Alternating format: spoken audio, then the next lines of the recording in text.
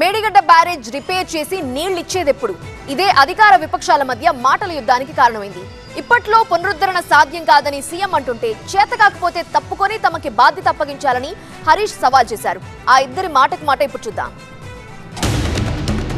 ఈ రోజు మేడిగడ్డ మేడి పండులాక కుంగిపోతే మేడిగడ్డల నీళ్లు నింపడానికి అవకాశం ఉందా అధ్యక్ష? ఇవాళ మీరే సాగునీటి పారుదల శాఖ మంత్రులుగా పనిచేసారు కదా.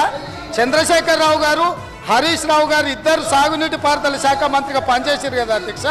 ఈరోజు వాళ్ళకే పెత్తనం ఇస్తాం, వాళ్ళనే చేయమని ఉండ్రి.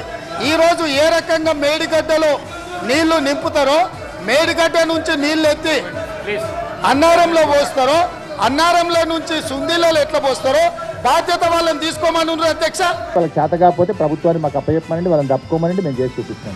సంతానలేమి సమస్యతో బాధపడుతున్నారా? చింతించకండి. సుమారు 90,000 జంటలకు ఆనందం నింపింది ఓఎస్ఎస్ ఫర్టిలిటీ. ఈ రోజే 7825893600 కి కాల్ చేయండి. సంతానోత్పత్తి చికిత్సపై భారీ డిస్కౌంట్లు పొందండి. గుడ్ న్యూస్ చెప్పండి. అవునే దిగుమను రేవంత్ రెడ్డి రాజీనామా చేయమని నేను ఎక్కి చేపిస్తాను.